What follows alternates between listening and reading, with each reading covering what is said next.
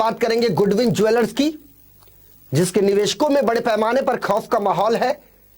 एक बड़ी संख्या में ऐसे निवेशक हैं जिन्होंने अपने खून पसीने की गाढ़ी कमाई इस गुडविन ज्वेलर्स में लगाई, लेकिन उन्हें न ब्याज मिला न मूलधन। और अब इसी के चलते गुडविन ज्वेलर्स के खिलाफ ठाणे पुलिस की एक बड़ी कार्रवाई सामने आई है, जिसमें गुडविन ज्वेलर्स के 2 कर्ताधर्ताओं को पुलिस ने गिरफ्तार किया है। आपको बता दें कि गुडविन ज्वेलर्स में निवेशकों की एक लंबी फहरिस्त है जिन्होंने बड़े पैमाने पर इसमें पैसे लगाए थे। ठाणे पुलिस की आर्थिक अपराध शाखा ने एक बड़ी कार्रवाई को अंजाम देते हुए गुडविन के डायरेक्टर और चेयरमैन को गिरफ्तार किया है। आपको बता दें कि दिवाली त्योहार के मौके पर महाराष्ट्र, गोवा और दक्षिण भारत के करीब 13 अपने आउटलेट्स अचानक ही गुडविन ज्वेलर्स ने बंद कर दिए, जबकि गुडविन ज्वेलर्स के कई कारोबार हैं जिसमें बड़े पैमाने पर निवेशकों ने अपने पैसे लगाए थे। उनकी रकम के बदले गुडविन ज्वेलर्स के कर्ताधर्ताओं ने लोगों को बड़े बड़े सब्जबाग भी दिखाए थे। पुलिस ने गुडविन ज्वेलर्स के संचालकों पर शिकंजा कसते हुए बड़े पैमाने पर उनकी संपत्तियां जब्त कर ली है, जिसमें कृषि भूमि, घर और फार्म हाउस समेत 5 4 पहिया वाहन और 2 पहिया वाहन शामिल हैं। ठाणे पुलिस की अपराध शाखा के deputy commissioner of police Sanjay Jadhav की यदि माने तो गुडविन ज्वेलर्स के मालिकों के पास पुलिस से भागने के अलावा कोई दूसरा रास्ता नहीं बचा था। खुफिया जानकारी के मुताबिक गुडविन ज्वेलर्स के मालिक एक बड़ी ठगी की वारदात को अंजाम देने के बाद भारत छोड़कर विदेश भागने की फिराक में थे। कुछ दिन पहले ही पुलिस को यह पता चला कि अपनी गिरफ्तारी से बचने के लिए गुडविन ज्वेलर्स के मालिक कोर्ट का सहारा लेने वाले हैं, जिसके बाद पुलिस ने जाल बिछाकर कोर्ट के बाहर से ही इन दोनों आरोपियों को धर दबोचा। गुडविन ज्वेलर्स के मुख्य आरोपी सुनील कुमार और सुधीर कुमार की गिरफ्तारी के लिए ठाणे पुलिस की कुल 3 टीमें गठित की गई थी।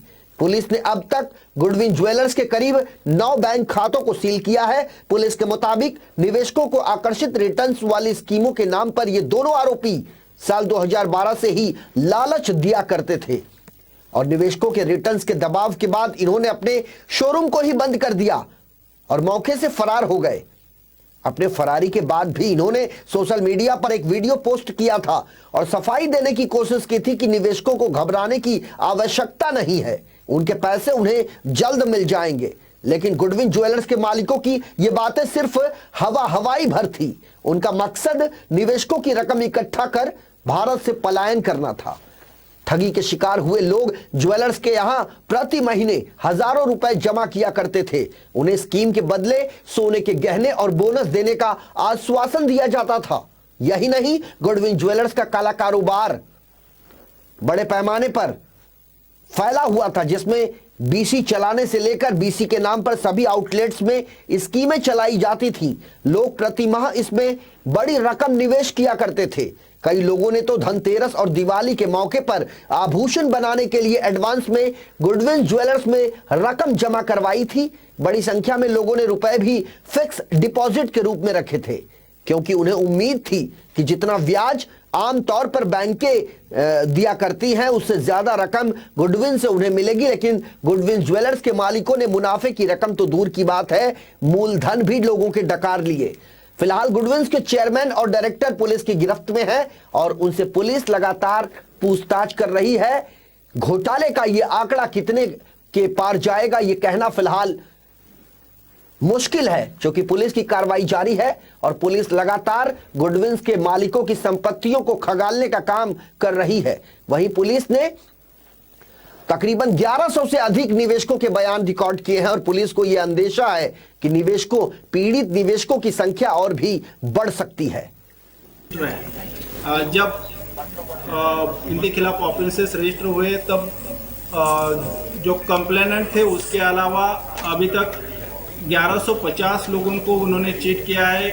उनसे इन्वेस्टमेंट लेके, उनके पैसे लेके उनको रिटर्न्स नहीं दिए हैं।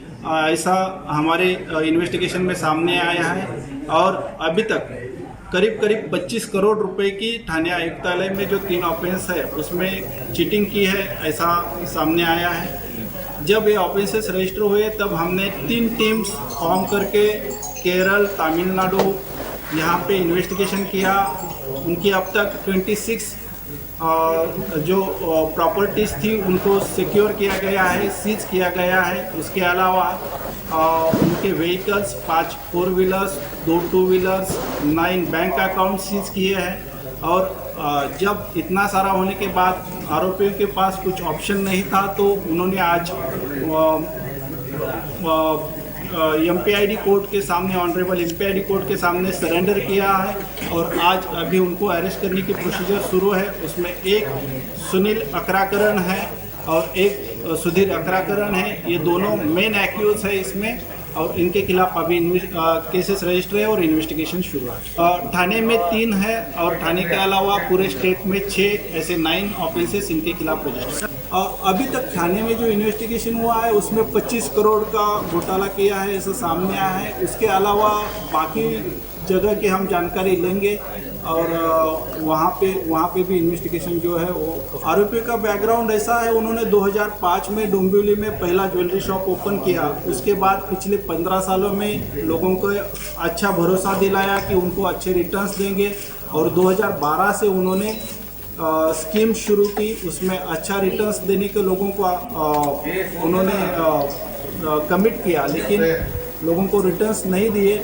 और फिर